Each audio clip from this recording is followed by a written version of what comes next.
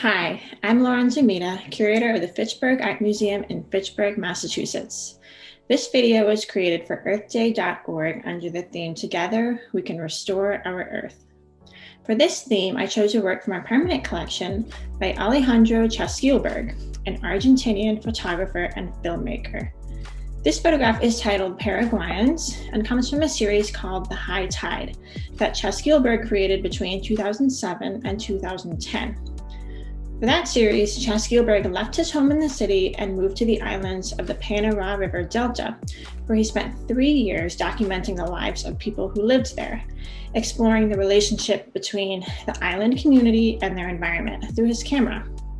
Many people there depend on the river for their livelihood, especially within the trades of fishing, hunting, sailing, and logging, like we see here. However, all is not as it seems. First, this photo appears to show us a scene from everyday life, but it is actually a staged photo.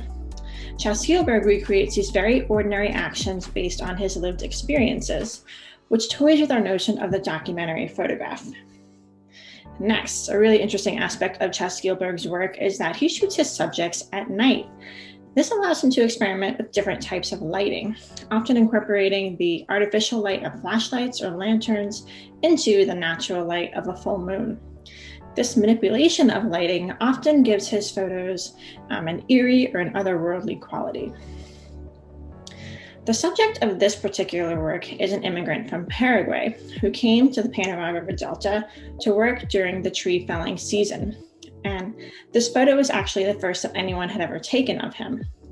He is carrying the trunk of a willow tree, which is likely from a commercial willow forest, which is produced specifically for the production of pulp and particle board.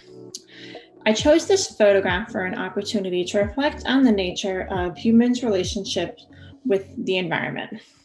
That relationship can be incredibly complex, and I think it's important to understand how it impacts us on a cultural and historical level, as it relates to livelihood, as it shapes literally the areas that people inhabit, even as it engages how we spend our leisure time.